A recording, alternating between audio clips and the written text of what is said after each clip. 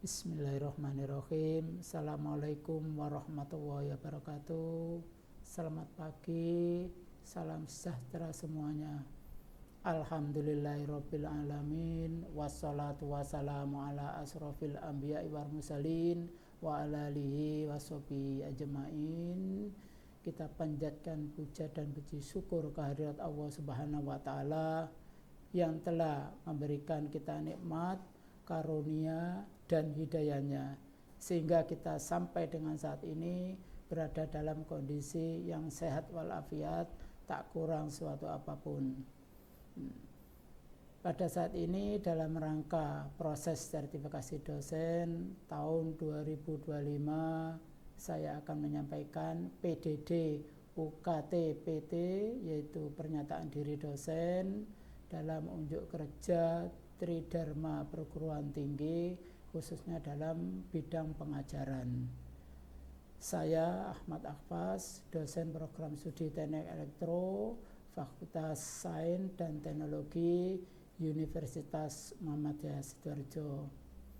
Pada saat ini akan mendeskripsikan bagaimana mata kuliah bahasa pemrograman yang saya ampu pada program studi Teknik Elektro, Fakultas Sains dan Teknologi di Universitas Muhammadiyah Sidoarjo.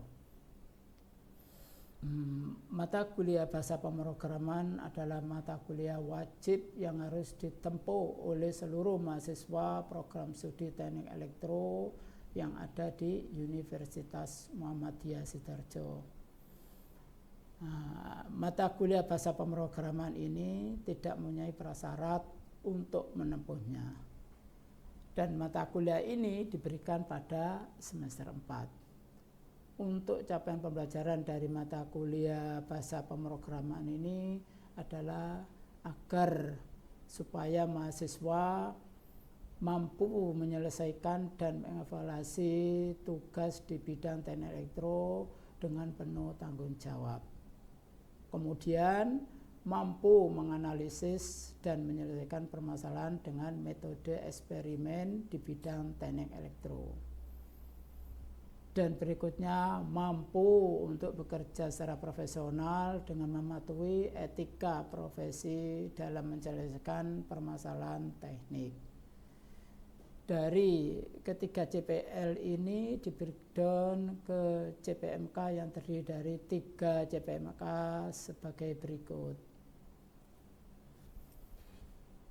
CPMK ke-1, mahasiswa mampu merumuskan masalah jenis-jenis bahasa pemrograman, algoritma, dan pemodelan matematik yang berhubungan dengan CPL yang pertama tadi. Kemudian CPMK 2, mahasiswa mampu mendesain tugas flowchart dan pseudocode dan kontrol struktur yang berhubungan dengan CPL 2 tadi. Kemudian yang berikutnya yaitu CPMK 3, mahasiswa mampu menjelaskan etika bertanggung jawab dalam menyelesaikan konsep looping I/O, input-output yang sesuai dengan CPL yang ketiga tadi. Pada mata kuliah bahasa pemrograman ini yang dipelajari adalah pembahasan mengenai berbagai bahasa pemrograman termasuk struktur algoritma, sintaksis dari bahasa pemrograman, dan penggunaan dalam pengembangan perangkat lunak. Selanjutnya, konsep dasar algoritma, teknik pemodelan matematik, dan aplikasi dalam pemecahan masalah matematis dan komputasi. Kemudian, teknik interpretasi algoritma menggunakan flowchart dan pseudocode untuk merancang program komputer. Pembahasan struktur kontrol dalam pemrograman termasuk looping serta teknik input-output data dalam pemrograman komputer. Nah, dalam integrasi mata kuliah ini dengan AIK kita sampaikan bahwa mata kuliah ini kita sesuaikan dengan apa yang disampaikan oleh Allah Subhanahu wa taala tentang hubungan Al-Qur'an dengan iptek. Dijelaskan dalam Al-Qur'an surat An-Nisa ayat 11 yang garis besar isinya tentang matematika. Berikutnya yaitu surat Al-An'am ayat 46 isinya menggambarkan tentang manusia diadopsi ke dalam bentuk komputer. Kemudian surat Al-A'raf ayat 79 hampir sama dengan yang tadi, isinya menggambarkan tentang manusia diadopsi ke bentuk komputer. Kemudian pada surat berikutnya yaitu surat Ar-Rahman ayat 33 isinya gambaran tentang komputer pengendali roket. Gambarannya seperti itu.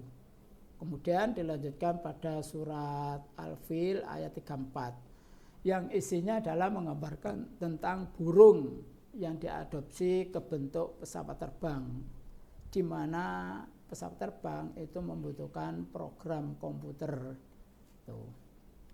Oleh karena itu selanjutnya pada mata kuliah bahasa pemrograman ini ada 16 kali pertemuan atau dilaksanakan selama 16 minggu. Dan diantaranya satu pertemuan untuk melaksanakan ujian tengah semester setelah menempuh perjalanan dari pertemuan materi 1 sampai 7. Dan satu pertemuan untuk melaksanakan UAS dari 16 kali pertemuan. Sudah saja di atas, untuk pertemuan pembahasan materi kuliah akan dijelaskan sebagai berikut. Di antaranya itu pertemuan 1 sama pertemuan 2 itu membahas tentang macam-macam bahasa pemrograman termasuk struktur algoritma dan sintaksis dari bahasa pemrograman. Kemudian penjelasan pada pertemuan ketiga dan 4 yaitu penggunaan bahasa pemrograman dalam pengembangan perangkat lunak. Kemudian pertemuan yang ke-6 ke-5 itu pembahasan tentang konsep dasar algoritma, teknik pemodelan matematika. Kemudian berikutnya pada pembahasan pertemuan 7 aplikasi dalam pemecahan masalah matematik dan komputasi. Kemudian dilanjutkan pada pertemuan 8 yaitu kita laksanakan ujian tengah semester untuk mengevaluasi hasil pembelajaran dari pertemuan 1 sampai pertemuan 7. Kemudian selanjutnya pada pembahasan pertemuan 9 dan 10 pembahasan tentang teknik representasi algoritma mengeluarkan flowchart. Dilanjutkan dengan pertemuan 11 dan 12 pembahasan tentang pseudocode untuk merancang program komputer. Berikutnya pada pertemuan 13-14 pembahasan tentang struktur kontrol dalam pemrograman termasuk looping dan I/O. Begitu juga pada pertemuan 15 pembahasan tentang teknik input dan output data dalam pemrograman komputer. Kemudian itu pada pertemuan ke-16 yaitu dengan diadakannya ujian akhir semester untuk mengevaluasi hasil pembelajaran dari pertemuan 1 sampai pertemuan ke-15. Demikian distribusi materi kuliah bahasa pemrograman yang dapat saya sampaikan dan terima kasih. Bismillahirrahmanirrahim. Assalamualaikum warahmatullahi wabarakatuh. Alhamdulillahirabbil alamin. La haula wala quwwata illa billahil aliyyil azim. Adik-adik sekalian yang berbahagia dan insya Allah dirahmati Allah Subhanahu wa taala, bagaimana kabarnya pada hari ini? Harapan saya semua dalam keadaan sehat walafiat, tak kurang suatu apapun, sehingga pada hari ini kita bisa melanjutkan kuliah bahasa pemrograman. Sehingga pada hari ini saya akan menjelaskan materi pertemuan 2 tentang dasar-dasar algoritma pemrograman sebagai berikut.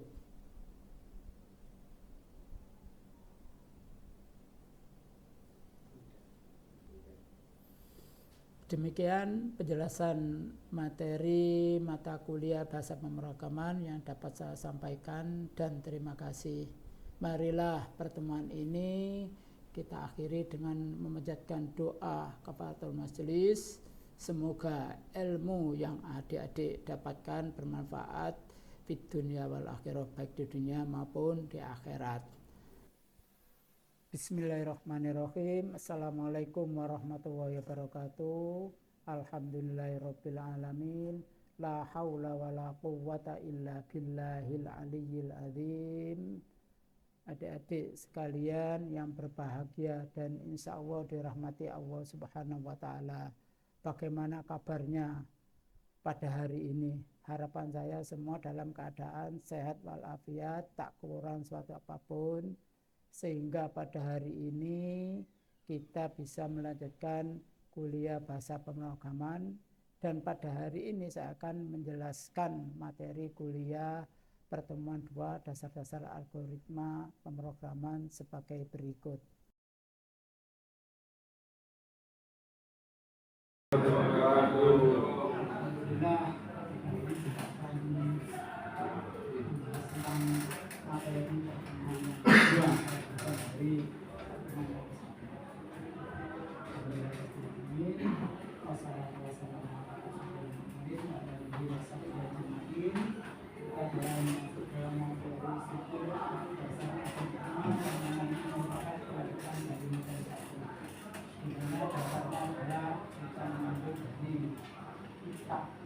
agama kita pada surat Al-A'raf, An-Nahl sama surat Ar-Rahman ayat 33. Berlanjut ke surat Al-Fil ya, tentang apa burung yang membawa batu dari surga. Kalau kita gambarkan sekarang layaknya pesawat atau drone, itu yang dikenal dia drone yang dikendalikan menggunakan program. Nanti kita bahas bahasa pemrograman. Di mana kita nanti akan suku data dasar algoritma itu bagaimana sebelum kita membuat suskutnya. Ya. Maka terlebih dahulu kita bikin cara-cara untuk menata programnya. Pertama dasar algoritma itu satu sekuensial starter digunakan untuk menurunkan program yang sebenarnya berurutan mulai dari atas sampai ke bawah langsung finish start. Kemudian selection starter ya, dimana digunakan untuk apa? Untuk program yang menggunakan pilihan dari sebuah kondisi, contoh perkalian atau yang lainnya. Apakah benar A sama dengan daripada rumus L sama dengan A kali P ya, atau P kali L. S itu luasnya, yang ini P panjang syari lebar. Apakah benar L sama dengan A kali P, A kali LC? Kalau benar maka nanti prosesnya berlanjut. Kalau salah maka nanti proses di sebelahnya, bukan lo ini ya, itu menurut saya berikutnya kalau mengalami apa kesalahan dan definisi program itu data repeat, pengulangan kembali. Contoh nanti program untuk mengurangi daripada getaran motor atau getaran kuda atau jam berputar, cuma terus dan itu punya terus mungkin hampir selama jam itu sampai 360 jam. Diskusi ulang. Kemudian strategi instruksi akan dikerjakan satu. Kemudian dari instruksi akan dikerjakan tepat satu kali, tidak ada instruksi yang diulang maupun dilaksanakan. Urutan instruksi yang dilaksanakan pemrosesan sama dengan urutan aksi sebagaimana tertulis dalam teks algoritmanya nanti. Algoritma itu bisa berbentuk flowchart, bisa berbentuk sirkuit. Ya, kemudian aksi dari instruksi terakhir merupakan akhir daripada algoritma, itu keluaran atau dicetak seperti itu.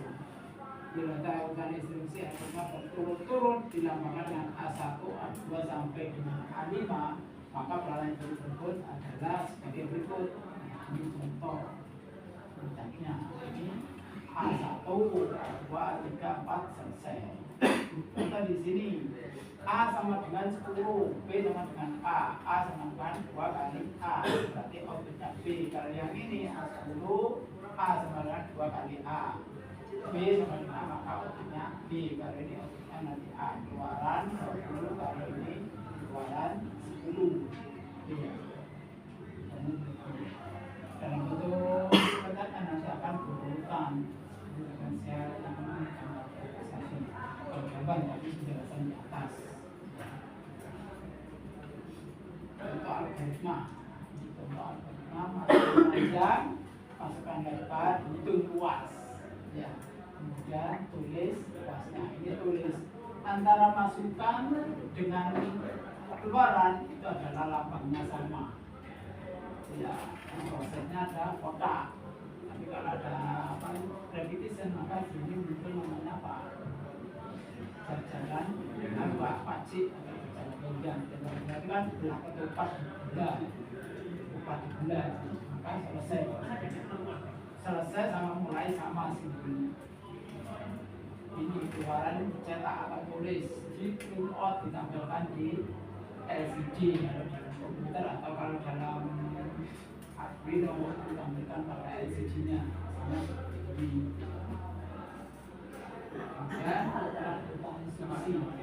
urutan instruksi dalam algoritma adalah penting. Urutan instruksi menunjukkan urutan logika, logik, kemudian penyelesaian masalah apa masalah yang kita hadapi kalau kita yang bikin program itu masalahnya. Kemudian instruksi yang berbeda mungkin tidak ada pengaruh terhadap solusi persoalan, tapi mungkin masalah keluaran yang berbeda tergantung permasalahan yang kita hadapi juga. Itu urutan instruksinya. Yang contoh matematis, ya. Algoritma tidak bisa terlepas daripada matematis. Pemrograman juga tidak lepas daripada matematik. Makanya kemarin kita diajarin namanya matematika diskrit supaya kita bisa berlogika.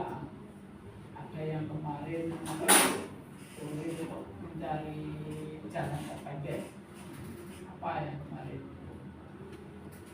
Jalur terpendek dalam matematika diskrit. Diberikan di bahasa pemrograman. Dari grab untuk mencari jalan yang terpendek. Ya, Anda dari tempat Anda ke sini. Jalur mana yang paling terpendek? Nah, matematikanya perlu diterapkan di sana. Jarak antara rumah Anda ke sini kemana arahnya? Kemudian dari rumah kalau lewat selatan, jaraknya bagaimana? Kalau lurus bagaimana? Misalnya kalau orang itu potong kompas, ya. Lewat utara lewat mana? Maka dari 3 jalur ini yang paling cepat yang mana? Kan itu kan seperti itu. Nah, matematika diterapkan di sana. Ya. Nah, ini contoh deklarasi. Deklarasi awal daripada pemrogramannya. Deklarasi A, B, C, D integer itu disebutkan. Maka ini read itu apa kalau di dalam belajar? Ya. Dalam bentuk apa? Isian. Kemudian read AB dan 1. Yang kedua adalah proses D sama dengan A plus B. Proses berikutnya D sama dengan A kali B. Right berarti dalam bentuk ya. Good. Ketupat. Antara yang deklarasi 1 sama deklarasi 2 itu hampir sama ceritanya, cuma prosesnya tapi kembali. Tadi plusnya di atas, sekarang plusnya ditaruh bawah. Bandingkan hasilnya kalau dapat bentuk bandingan atau di compare. Ya, ada dua ya, ada compare, ada compare. Kalau compare itu untuk angka berani. Tapi kalau compare bandingkan apa itu proses 1 dengan proses 2, apakah sama? Kalau tidak sama bisa ke yang lain. Nah, seperti itu. Ya. Seperti ini. Tetapi jika algoritma data serupa nomor 1 bagian berubah atau diserahkan, maka menghasilkan barang berbeda tadi sudah berbahasa. Kemudian dibaca dua bilangan integer dengan kemudian hitungan permulaan dan perkalian dua buah bilangan tersebut dan tampilkan hasilnya ke layar. Nah, write ini write tulis di layar monitor. Karena ini proses ya, read atau apa yang isian gitu loh. Input A, input B, karena nanti di dalam Arduino misalnya, bahasa C dalam Arduino nanti seperti input A, input B, atau dalam algoritma dalam bentuk flowchart isian jajaran genjang 1, 2 tergantung isian Anda. A, satu, yang kedua itu B. Itu prosesnya apa? Yang ini sama ini namanya proses. Proses 1 A plus B, proses 2 A kali B. Sip. Ya. Sekarang P kali R atau PR kuadrat ya. Jadi ini yang orang lahir dan dari yang pertama ada pertanyaan enggak? Ada pertanyaan, kalau ada pertanyaan silakan. Jadi kita lanjut dulu ke pemilihan. Apa pemilihan? Pilihan. Kalau dalam bahasa apa? Kalau itu apa pilihan? Selection, repetition. Pilih apakah itu katanya pilihan seleksi. Pernyataan percabangan menunjukkan suatu kenaikan kebersihan dan suatu kondisi terpenuhi atau tidak. Apakah A kali B sama dengan apakah R sama dengan A kali B, atau R sama dengan A min B? Itu kan pilihan, ya atau tidak. Kalau tidak berarti masuk proses menyamping, ya, bukan proses berulang. Ya. Kalau repeat beda, ya. Kalau repeat mengulang lagi ke atas sampai kapan ternyata di awal itu ya. Dan contoh jika mau menerjemahkan angka bilangannya, ya. Dan jika bilangan B juga kedua, maka bilangan itu adalah bilangan mengulang. Ini kan ada di sini ini sudah kemudian atau baju isi baju contoh lagi dan ada pemilihan dan dari atas proses ya inputan dan proses di sini ada tanda tanya. Dan kalau ya terus lurus, kalau tidak berarti nyamping prosesnya. Ini proses yang tidak sesuai, ini proses yang sesuai keinginan yang kita lakukan. Kalau ini proses looping atau pengulangan, repeat until, diulangi selama proses masih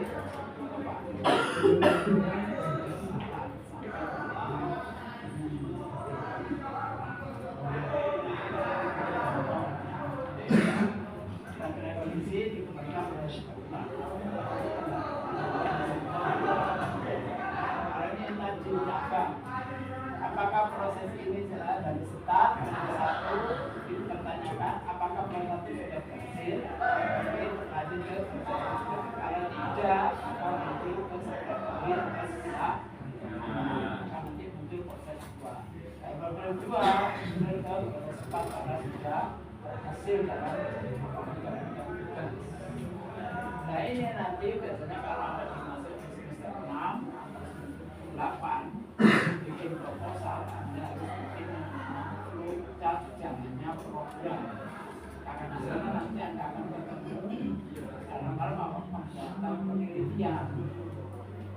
konter, ada software. Sedangkan maknanya bagaimana kita mempraktekkan pada software nanti supaya bukan dari alat yang Anda desain. Nah, ini yang perlu dipahami. Inputan bagaimana, ya awalan start itu sebetulnya kayak apa, kayak apa, proses kayak apa, kemudian pengulangan atau pemilihan. Kalau pemilihan, ya atau tidak, apakah benar Anda memilih ini? Kalau benar, tidak nyampe. Yang ini kan, kalau masih nggak tepat, berarti harus mengulang ke atas proses berulang.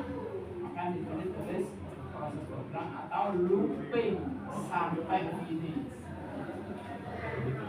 Bahasa assembly pun sama. Ya.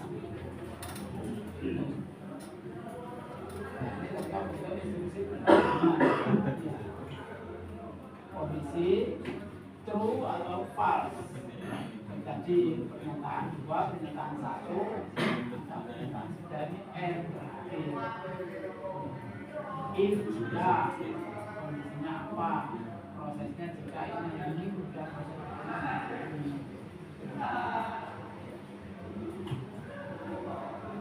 ya, if ini contoh dalam soskodenya disintakan namanya if dalam bentuk if kondisi ten.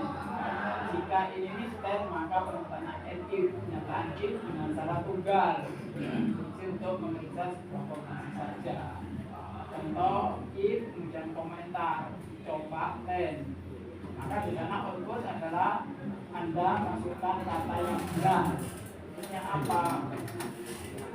Perbulan di sini adalah coba. Maksudnya apa? Di contoh yang ada di dalam bahasa pemrograman, apakah C, apakah assembly atau sama seperti IDE. Nanti dalam prakteknya IDE apa? Jika kemudian, jika maka, jika tidak maka bagaimana? Demikian penjelasan materi mata kuliah bahasa pemermakan yang saya sampaikan. Semoga bermanfaat dan terima kasih. Marilah pertemuan ini kita akhiri dengan membacakan doa kafaratul majelis. Semoga apa yang adik-adik dapatkan ilmu ini bisa bermanfaat baik di dunia maupun di akhirat. Amin. Artinya apa? Itu tidak lain adalah ilmu yang Anda peroleh kemudian Anda amalkan. Maka nanti Anda dapat di akhirat bermanfaat ilmu tersebut. Mari kita berdoa dengan membaca Bismillahirrahmanirrahim. Subhanallah wa bihamdika asyhadu an la ilaha illa anta astaghfiruka wa atubu ilaik. Billahi taufiq wal hidayah. Wassalamualaikum warahmatullahi wabarakatuh. Waalaikumsalam warahmatullahi wabarakatuh.